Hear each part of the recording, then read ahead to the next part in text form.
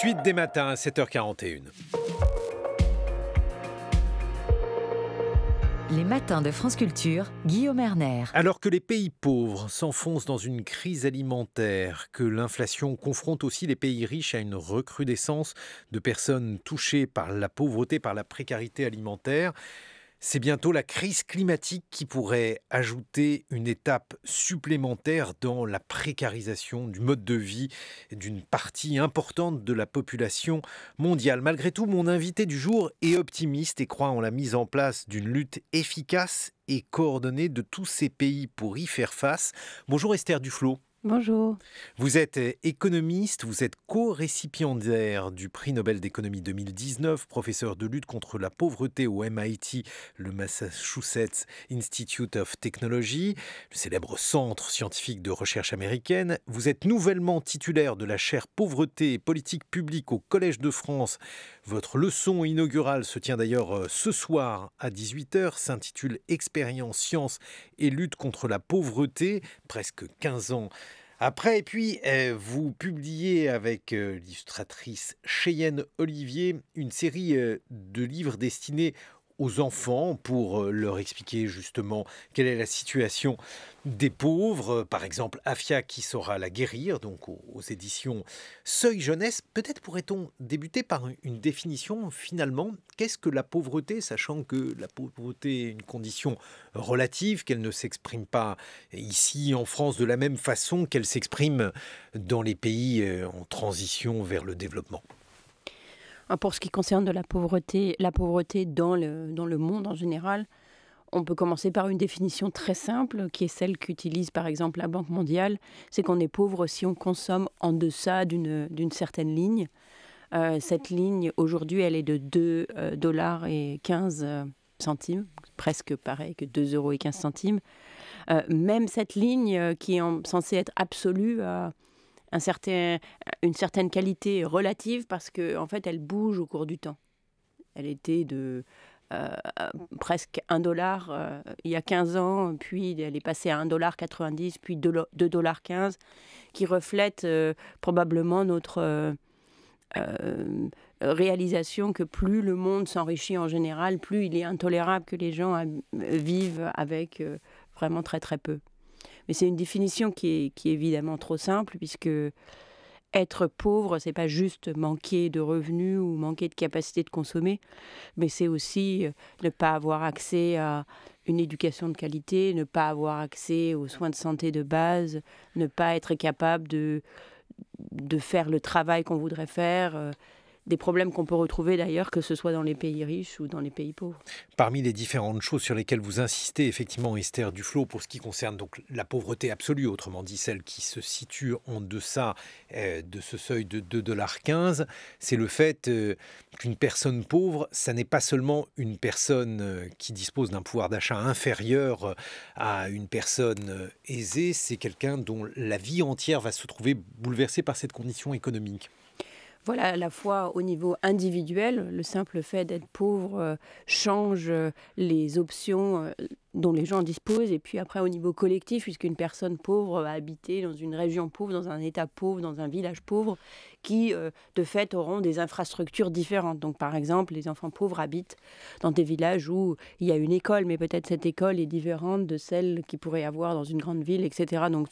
Donc la pauvreté, en fait, met des contraintes, impose toute une série de contraintes sur ces victimes, qui fait que elle a tendance à s'auto-entretenir, de créer des pièges de pauvreté, mais aussi, si on regarde du point de vue plus positif, et c'est la source de l'optimisme dont j'ai tendance à faire montre la plupart du temps, c'est que s'il y a des pièges de pauvreté, il y a aussi des boutons sur lesquels on peut appuyer pour les ouvrir.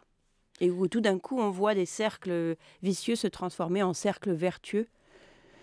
Par exemple, avec meilleur accès à l'éducation, conduit à des enfants qui sont en meilleure santé à les enfants de ces enfants qui eux-mêmes sont en meilleure santé, etc. 2,15 $ pour être précis, donc c'est 2,15 $ par personne et par jour. Or, par exemple, le logement, puisque celui-ci est sorti de ce calcul de la pauvreté absolue, Esther Duflo. Oui, 2,15 $, c'est vraiment la consommation de tous les jours.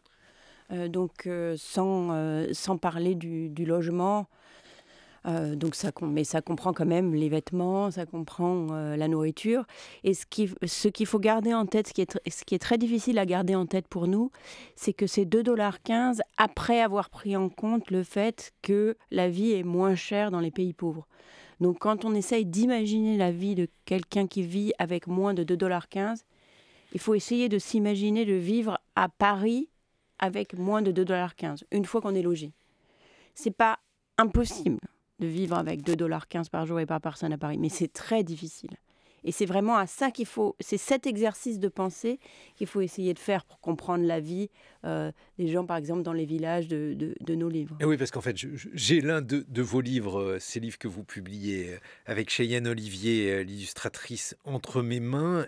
Même pas peur de la grande ville, parce que je crois que dans votre trajet, la grande ville occupe une place importante. Je crois que c'est suite à une réflexion quand vous étiez enfant à la densité à Calcutta que finalement, eh bien, une partie de votre carrière s'est décidée, Esther Duflo. La grande ville, c'est un des préjugés auxquels les pauvres sont confrontés dans notre vision, nous les moins pauvres, que ce soit d'ailleurs les gens qui vivent dans les pays riches, mais aussi les moins pauvres des pays pauvres, ont toujours cette idée que les pauvres sont sur le point de nous envahir dans nos pays, en essayant de migrer de pays pauvres aux pays riches, ou à l'intérieur des pays, dans les villes. C'est quelque chose qui a toujours été avec nous. Hein. On parlait au XIXe siècle en France de classe laborieuse, classe dangereuse, où on était terrifiés des pauvres des faubourgs qui vivaient dans des conditions difficiles et denses et qui pourraient nous envahir à l'intérieur, au cœur de Paris. Et c'est le cas aujourd'hui dans les pays en développement, où il y a une espèce de terreur de la surpopulation urbaine. Alors qu'en fait, le vrai problème, c'est que les gens ne veulent pas déménager dans les villes pour tout un tas de raisons parfaitement légitimes, en particulier les conditions de vie dont ils feraient l'expérience là-bas. Mais que du coup, les crises qui vivent dans les villages, par exemple ce qu'on a aujourd'hui de crise alimentaire, de crise climatique, etc., sont très difficiles à surmonter quand l'option d'en sortir est très difficile. Et dans ce livre, Même pas peur de la grande ville, c'est de ça qu'on veut parler. Alors donc ces livres sont destinés aux enfants, mais il y a aussi des passages destinés aux adultes qui permettent donc aux grandes personnes d'avoir une vue peut-être plus approfondie des questions relatives à la pauvreté que vous abordez, Esther Duflo. S'il fallait résumer votre travail et une partie des raisons pour lesquelles vous avez obtenu ce prix Nobel, c'est parce que vous avez adapté un certain nombre de techniques qui sont par exemple connues en médecine, les tests randomisés en double aveugle, où donc on va prendre une partie de la population, on va lui administrer un médicament et l'autre partie un placebo, et puis on va voir qu'est-ce qui est le plus efficace. Et puisqu'on parlait des grandes villes, eh bien, l'une des questions qui se pose pour les pauvres dans certains pays en voie de développement, c'est la question de la coupure, ce moment où les champs ne sont plus productifs. Que peut-on faire pendant ce moment-là? Et vous avez par exemple travaillé avec d'autres économistes, Esther Duflo, pour savoir s'il était intéressant pour lutter contre la pauvreté d'inciter ces pauvres à aller dans les grandes villes pendant ces moments-là. Oui, c'est un travail d'un économiste du Bangladesh, Mushfiq Mubarak, qui est justement sur le Bangladesh, qui s'interroge sur cette question qui est que pendant la période creuse, pendant la période entre les récoltes, et cette période s'appelle au Bangladesh la période de la famine, donc c'est quand même très très clair, les gens mangent très peu. Est-ce que c'est possible pour les gens de partir à ce moment-là dans les villes ou même dans d'autres régions rurales qui sont sur des calendriers agricoles différentes où il y aurait du travail? Et ce qu'il leur a proposé, en fait, c'est l'équivalent du billet de bus pour faire le voyage. Tout le monde n'a pas accepté, mais parmi ceux qui ont accepté, on peut comparer ceux à qui on a fait cette offre, à des gens parfaitement similaires à qui cette offre n'a pas été faite. Et ce qu'il a constaté, c'est que par exemple, les familles qui sont restées au village mangent beaucoup mieux. On voit une différence de 1000 calories par jour. Donc c'est vraiment la différence entre mourir de faim et être bien nourri pendant la période de la famine, quand il y a quelqu'un qui était parti en ville. Donc ça montre l'effet que même la migration temporaire peut avoir sur le bien-être de la famille. Mais ce qui était très intéressant, c'est qu'après, la plupart de ces gens ne sont pas forcément repartis. Une grande partie n'est pas repartie, malgré les bénéfices que leur famille avait, dont leur famille avait fait l'expérience. Ce qui montre qu'il y a des barrières très très fortes à la migration. Une, c'est même d'essayer une première fois. Les gens ont peur de ne pas trouver un emploi, peur des conditions. Dans notre livre avec Cheyenne, on voit cette terreur. Et puis les gens font l'expérience de problèmes une fois qu'ils arrivent dans la ville. Dans notre livre, c'est le Covid tout simplement qui ferme, mais ça aurait pu être une autre crise, qui ferme le chantier, qui fait que les gens sont renvoyés très brutalement chez eux. Et du coup, une résistance en fait à refaire cette expérience traumatique pour beaucoup de gens. Et oui, parce que l'un des postulats sur lesquels vous travaillez, c'est celui de la rationalité des pauvres, c'est-à-dire loin de la tradition qui consiste à vouloir mettre les pauvres sous curatelle.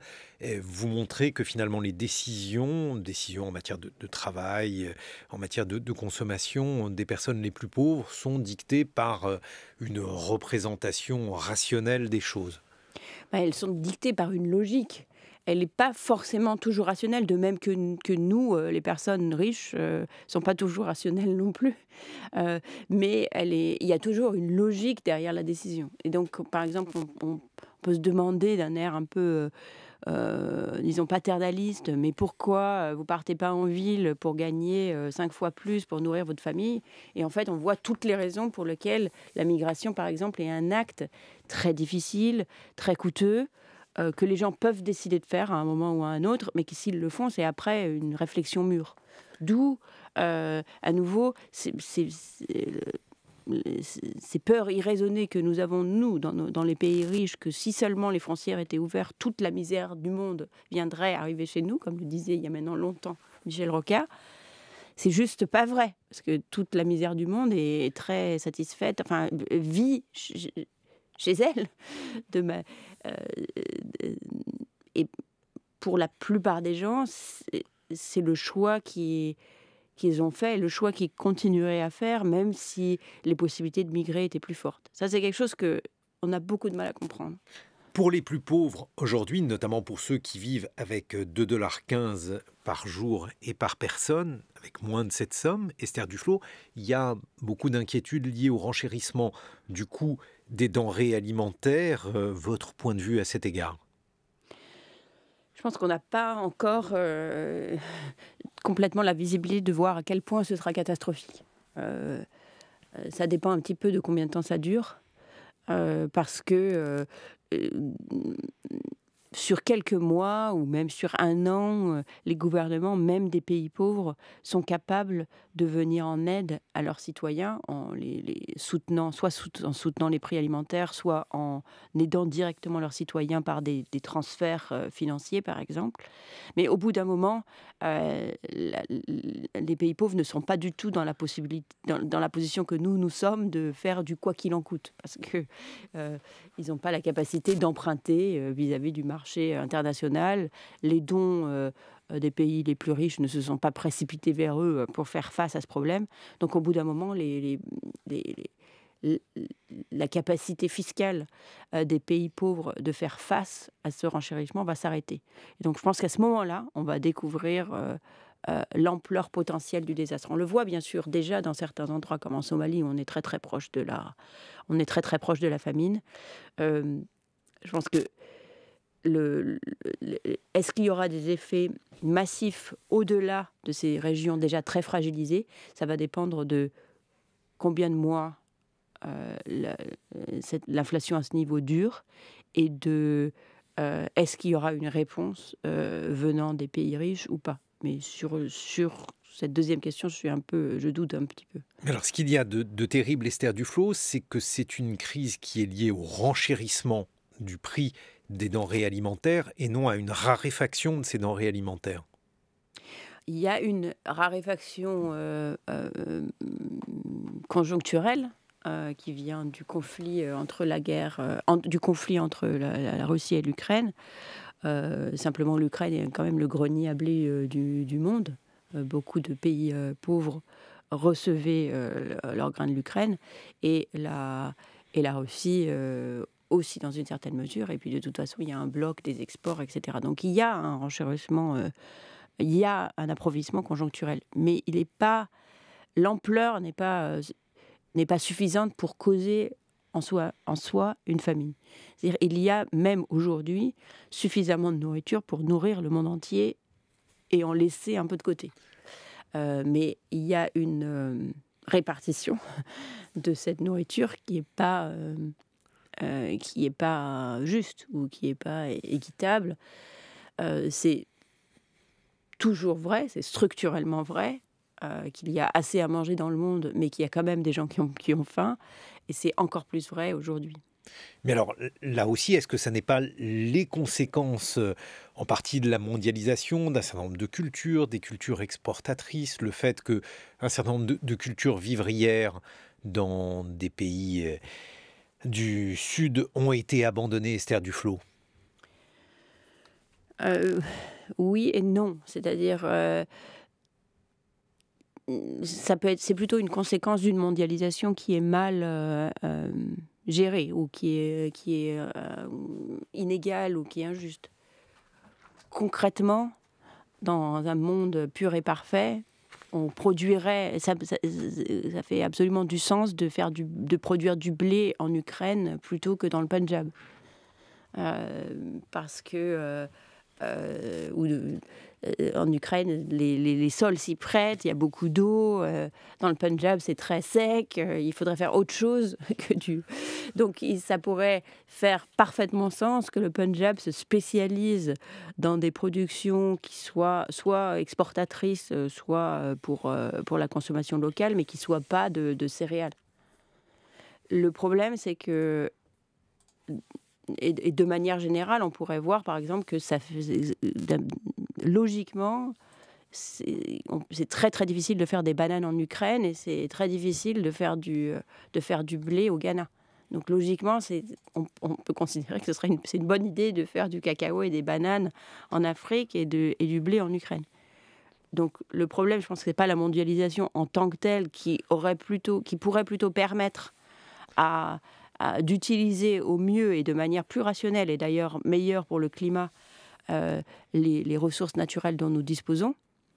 Mais dans ce cas-là, il faudrait que ce soit assorti d'un système de commerce international qui fonctionne bien même pendant les crises et qui comprend une part d'assurance et de solidarité dans les moments où soit les prix alimentaires augmentent, soit les prix des bananes baissent, pour que le bien-être de ceux qui produisent nos bananes ne soit pas une fonction des cours de prix qu'ils ne maîtrisent absolument pas. Esther Duflo, prix Nobel d'économie, vous allez prononcer tout à l'heure votre leçon inaugurale au Collège de France et vous publiez avec Cheyenne Olivier une série d'albums au seuil jeunesse pour expliquer la pauvreté, les problématiques liées à la pauvreté. Aux enfants, par exemple, j'ai sous les yeux Nilou Fini, l'école buissonnière. On se retrouve dans une vingtaine de minutes. On va évoquer non plus la pauvreté absolue, mais la pauvreté relative, autrement dit celle contre laquelle il faut lutter, par exemple en France. 8h sur France Culture. 7h, 9h. Les matins de France Culture, Guillaume Erner. Nous sommes en compagnie d'Esther Duflo. Vous êtes économiste, vous êtes co-récipiendaire du prix Nobel d'économie de 2019. On vous doit des travaux extrêmement importants sur la lutte contre la pauvreté. C'est d'ailleurs le thème de votre leçon inaugurale au Collège de France que vous donnerez aujourd'hui même à 18h. Et vous publiez une série d'albums jeunesse en compagnie de l'illustratrice Cheyenne Olivier pour justement apprendre aux enfants et apprendre aux parents, puisqu'il y a aussi une partie destinée aux parents dans ces albums. Comment faire pour lutter contre la pauvreté? Et il y a un point extrêmement important sur lequel vous avez toujours insisté, Esther Duflo, en matière de lutte contre la pauvreté, c'est la question institutionnelle. Il y a un album qui s'intitule « Oula, en avant les élections », tout simplement parce que la manière dont la gouvernance d'un pays agit est déterminante dans la lutte contre la pauvreté. Expliquez-nous pourquoi. À tous les niveaux, la gouvernance est déterminante, que ce soit au niveau de l'Assemblée, on vient d'en parler avec le billet politique, mais aussi au niveau du village, où les élections déterminent qui va être en charge de ce qui est décidé localement. Et dans de nombreux pays, il y a une décentralisation importante, où une partie non négligeable des fonds sont dépensés localement et choisis localement. Et donc cet album-là se concentre sur cette gouvernance locale, à la fois parce qu'elle est importante et aussi parce qu'elle est plus facile à illustrer justement pour les enfants. Et oui, parce qu'en fait, un certain nombre d'expériences que vous avez menées ou que vos pairs ont menées permettent de savoir comment on peut, par exemple, apporter des aides aux plus pauvres. On parle de pauvreté absolue. Par exemple, la question des moustiquaires. Esther Duflo, peut-être nous rappeler en quoi consistait cette problématique des moustiquaires qui peuvent sauver de nombreuses vies, mais qui, même si leur prix est modique pour un Européen, pour un Français, eh bien dans certains pays valent des sommes qui sont rédhibitoires. Oui, les moustiquaires sont aussi présentes d'ailleurs dans la série, dans le livre sur Afia, puisque la petite Afia souffre de paludisme, qui peut être empêché par une moustiquaire. Et il y a maintenant justement une quinzaine d'années, il y avait un débat très actif dans les ONG, les institutions internationales, les gouvernements, etc., sur est-ce qu'il faut donner les moustiquaires aux gens ou est-ce qu'il faut leur faire acheter pour un prix même très subventionné. Et l'idée, c'était pas tellement d'économiser de l'argent, mais c'était que c'était très important pour les gens de payer, pour vraiment comprendre que c'était un objet important et qu'ils allaient bien l'utiliser. Et donc là, il y a eu une série d'expériences qui ont été menées, en particulier par Pascaline Dupas, en donnant les moustiquaires soit à un certain prix positif, soit gratuitement, et qui a constaté deux choses. D'une part, c'est qu'un prix même modique décourage l'achat de la moustiquaire énormément, donc du coup ça devient plus difficile d'en donner un maximum pour que toute la population soit couverte, ce qui est essentiel pour quelque chose comme le paludisme. Et d'autre part, quand les gens ont une moustiquaire gratuitement, ils l'utilisent tout aussi bien. Et donc ce dont je vais parler justement ce soir dans ma leçon inaugurale, c'est ce qui est advenu après ces expériences. Parce qu'on peut faire l'expérience, trouver le résultat, puis ça s'arrête là. Mais c'est pas du tout pour ça que je fais de l'économie. Je fais de l'économie pour trouver ces résultats et qu'ensuite aider à la diffusion de ces résultats et que ça change la vie des gens. Et là, c'est vraiment un exemple fabuleux puisque suite à ces résultats, le discours a changé autour justement de est-ce qu'on doit donner les moustiquaires gratuitement. Le monde a compris que la distribution gratuite était la manière la plus efficace de couvrir un maximum de gens. Du coup, les gouvernements, les ONG, les institutions internationales, tout le monde s'est mis ensemble sur ce projet d'une diffusion massive de moustiquaires qui a eu lieu. Il y a eu plusieurs centaines de millions de moustiquaires qui ont été distribués en Afrique dans les 15 dernières années, qui a mené à une chute absolument impressionnante des cas de paludisme et des morts de paludisme. Et les moustiquaires, la distribution gratuite de moustiquaires serait responsable d'à peu près 540 millions de cas de paludisme en moins. Donc là, on voit vraiment tout le lien entre l'expérience et la vie des gens, littéralement la survie des gens. Et dans le livre Afia, on voit on illustre justement ces distributions gratuites qui se font souvent avec la vaccination et le fait que la petite fille, à la fin du livre, est protégée par sa moustiquaire. Mais alors, donc ça, si on essaye d'extrapoler, mais justement, je vais le faire sous votre contrôle, Esther Duflo, cela veut dire que dans certains cas, des mécanismes d'assistance sont des mécanismes qui sont essentiels pour tirer les individus hors de la pauvreté. Est-ce que, par exemple, aujourd'hui, une solution en France à la crise alimentaire, ce serait de rendre un certain nombre de denrées ou bien moins onéreuses ou bien gratuites. On pourrait imaginer des food stamps, des systèmes de tickets alimentaires comme c'est le cas aux États-Unis. Est-ce que c'est une possibilité alors que, bien entendu, certaines personnes évoquent le risque, voire d'autres métaphores de l'assistanat? Il y a deux sujets. Il y a la question de est-ce qu'on a envie de redistribuer et ensuite de comment le faire. La question de redistribuer me paraît, pour moi, elle est tranchée. C'est-à-dire il y a vraiment très très peu, il n'y a rien, on ne voit dans la littérature aucune preuve, aucun signe que cet assistanat découragerait les gens, l'initiative des gens, le travail des gens, etc. On n'en voit tout simplement pas. Donc ces peurs que nous avons, nous, de notre position cossue, où il ne faut pas être trop gentil avec les pauvres parce que ça les rendrait paresseux et finalement ce serait peut-être pas bien pour eux parce qu'il faut être responsable dans la vie, elles sont simplement infondées par rapport à la réalité des expériences que vivent les gens. Donc ça c'est la première chose. La deuxième chose après c'est la forme que prend l'assistance.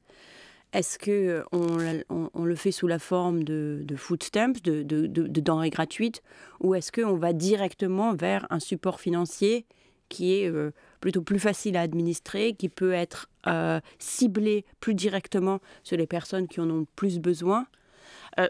C'est encore moins de l'assistanat de donner aux gens un budget qu'ils peuvent dépenser de la manière qui les arrange, plutôt que leur donner des food stamps. Et là encore, en fait, toutes les données qu'on a va plutôt dans le sens de donner, de redistribuer sous une forme financière, donc ça peut être par le système fiscal ou ça peut être par des aides financières directement, plutôt que de multiplier les mécanismes. Alors, un revenu universel. Alors après, la question de l'universalité se pose aussi. Pourquoi universel? En France, on sait très bien cibler qui en a le plus besoin. Donc, à mon avis, dans un pays comme la France, plutôt qu'un revenu universel, on aurait un revenu garanti minimum qui serait repris au fur et à mesure que les gens s'enrichissent. Dans un pays beaucoup plus pauvre, où cibler est compliqué et savoir qui a vraiment besoin d'aide à un moment ou à un autre est plus compliqué, on peut tout à fait se poser la question du revenu universel, d'un revenu universel de base qui s'assure que les gens ne soient jamais sous le risque de littéralement ne pas avoir assez à manger. Mais alors, dans ces conditions, Esther Duflo, puisque on aboutit à des certitudes dans votre domaine, par exemple sur les moustiquaires, toutes choses égales par ailleurs, comme on dit chez vous, eh bien on sait qu'il vaut mieux donner des moustiquaires si on veut lutter contre le paludisme. On aboutit aussi à d'autres certitudes sur, par exemple, le fait qu'il faut apporter des aides aux plus pauvres, notamment en cas de crise alimentaire, et qu'il n'y a pas de risque, dites-vous, de créer des assistés. Je ne sais pas très bien ce qu'est un assisté, mais en tout cas, on voit qu'il n'y a pas, disons, d'effet secondaire à ce type d'aide. Pourquoi, si il y a consensus scientifique là-dessus, celui-ci ne fait pas sens auprès des politiques ? Sur cette question justement de l'assistanat, entre guillemets, et du fait qu'on rendrait les pauvres paresseux en les aidant, il y a une idéologie qui est extrêmement persistante et qui n'est pas seulement chez les dirigeants politiques, mais qui est partagée par une grande partie des citoyens. Un sens commun. Un sens commun. Et en particulier, donc on a fait une expérience il y a quelques années avec Abhijit Banerjee, où on a posé la question suivante. Si vous aviez accès, par exemple, à un revenu universel, est-ce que vous arrêteriez de travailler? Quand on pose cette question-là, la plupart des gens disent non, absolument pas. L'autre moitié des gens, on leur a posé la question, si vous aviez accès à un revenu, si les autres gens avaient accès à un revenu universel, est-ce qu'ils arrêteraient de travailler? Et là, ils disent, ah oui, oui, oui, les autres gens, ils arrêteront de travailler. Donc je pense que par introspection, on se rend bien compte que cette aide, que ce soit l'assurance santé, l'assurance chômage, un revenu universel, etc., ne nous rendrait pas paresseux. Mais on pense que les autres, ça les rendrait paresseux. Et du coup, c'est une politique qui est très impopulaire parce qu'on ne veut pas être les seules personnes qui restent à travailler pour financer la retraite des autres. Et parce que c'est une position qui est répandue, même si elle est incorrecte, elle devient aussi politiquement favorisée, que ce soit d'ailleurs dans les pays riches ou dans les pays pauvres. Bon, mais parmi vos pairs, il y a beaucoup d'économistes qui travaillent sur les incentives, sur les motivations, et qui estiment que dans une économie, lorsqu'il n'y a pas de motivation, eh bien, il ne peut pas y avoir d'incitation à travailler, par exemple.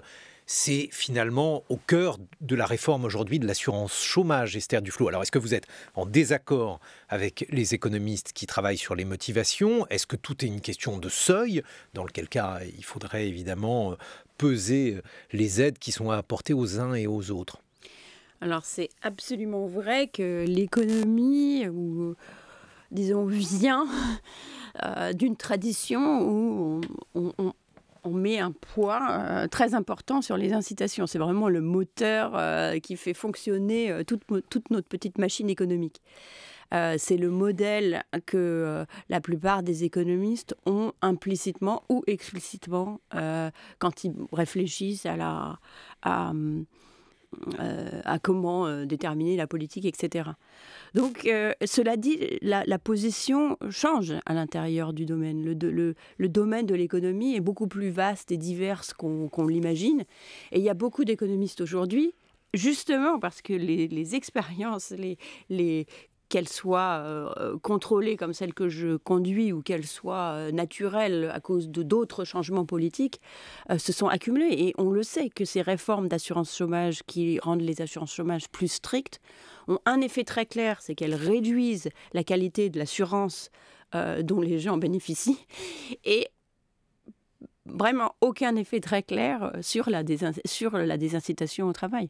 Donc, en fait, on en sait assez aujourd'hui pour être très sceptique sur le fait que rendre les allocations chômage plus strictes aurait un effet positif très fort sur l'économie. Mais bon, ça prend du temps à se diffuser dans la profession et encore plus de temps à se diffuser chez les hommes et les femmes politiques. En partie parce qu'ils n'ont pas forcément fait beaucoup d'économies. Et quand ils l'ont fait, c'était il y a longtemps. Un cours de base où ils ont juste appris le modèle de base et ne se sont jamais vraiment étendus sur, oui, est-ce qu'il y a des conditions dans lesquelles ce modèle de base se trouverait invalidé? Et surtout, qu'est-ce qu'on en sait empiriquement?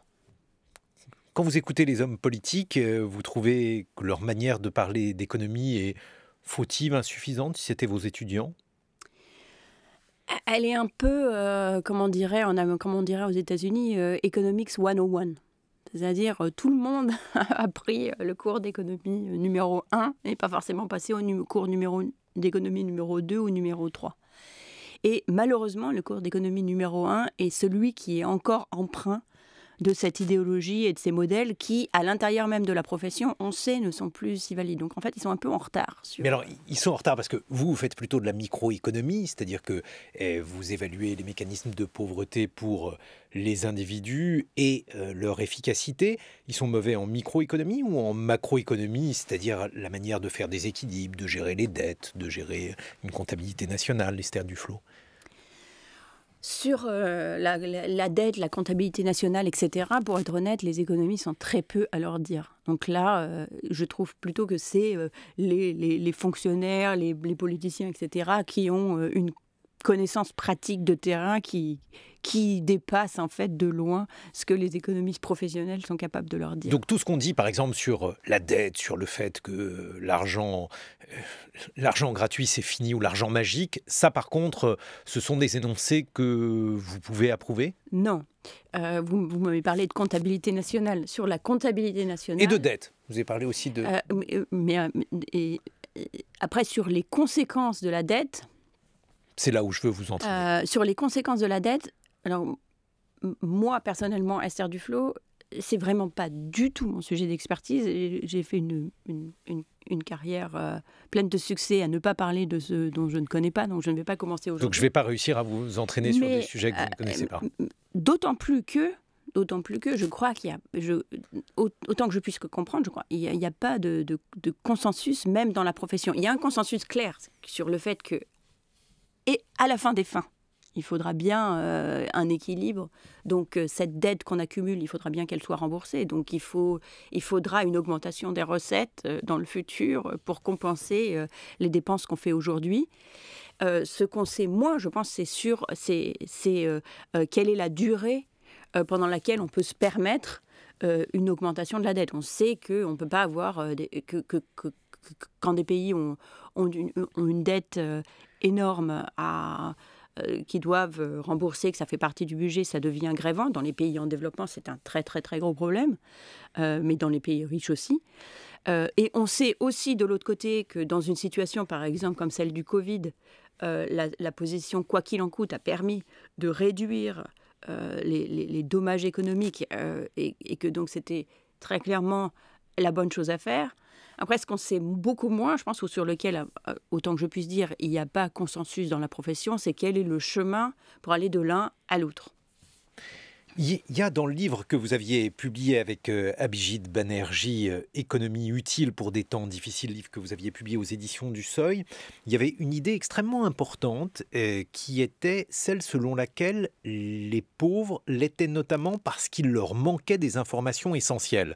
C'est-à-dire qu'en fait, dans les décisions, donc on l'a dit, ils sont rationnels, c'est-à-dire qu'ils ont une logique dans leurs décisions d'investissement, dans leurs choix scolaires, dans leurs choix d'habitation, mais cette rationalité, elle est limitée par le fait que leurs informations peuvent être fautives, incomplètes. Ça, c'est une aide, par exemple, qui se pose, y compris en milieu scolaire en France, qui peut être apportée sans aide matérielle et qui, si l'on vous suit, Esther Duflo, aurait un effet décisif sur le destin de ces individus et de leurs enfants. Oui, c'est quelque chose qu'on retrouve de toute façon, que ce soit dans les pays riches ou dans les pays pauvres. La question de l'information, qu'est-ce qu'on sait dans des pays où l'accès à l'information est très limité parce que les gens n'ont pas d'accès à l'Internet, n'ont pas d'accès aux journaux. L'information est limitée par les expériences locales. Et du coup, c'est non seulement l'information, mais même les aspirations qui peuvent être limitées par les expériences locales. Donc simplement de montrer qu'est-ce qui se fait ailleurs peut changer les décisions. Dans nos livres, par exemple, de temps en temps, une solution au problème est apportée par « Ah, mais j'ai appris que c'est ce qu'ils faisaient dans le village d'à côté ». Donc, dans certains cas, une information bien présentée peut permettre aux gens de changer de décision. Ce qui est très difficile avec l'information, c'est comment on la présente bien, pour que ceux qui la reçoivent, ils fassent confiance. Pendant la période de Covid, par exemple, il y avait information et désinformation qui se combattaient. Et donc, la question, c'est qui fait encore le sujet de recherche passionnante, c'est quel est le bon messager pour une information, est-ce qu'il faut essayer de tout dire d'un côté ou avoir des messages beaucoup plus précis. Est-ce qu'on peut utiliser le réseau social, par exemple, à l'intérieur d'un village ou à l'intérieur d'une ville pour faire passer l'information à des gens influents qui vont pouvoir la faire diffuser autour d'eux. Donc une fois qu'on a dit « Oh, l'information est importante », on a en fait très peu dit. Et dans la plupart de mon travail, ce que j'essaye de faire, c'est de passer de ces généralités, l'information est importante, à très bien. Et alors, comment on va la faire passer, cette information ? Est-ce qu'on passe par la radio ?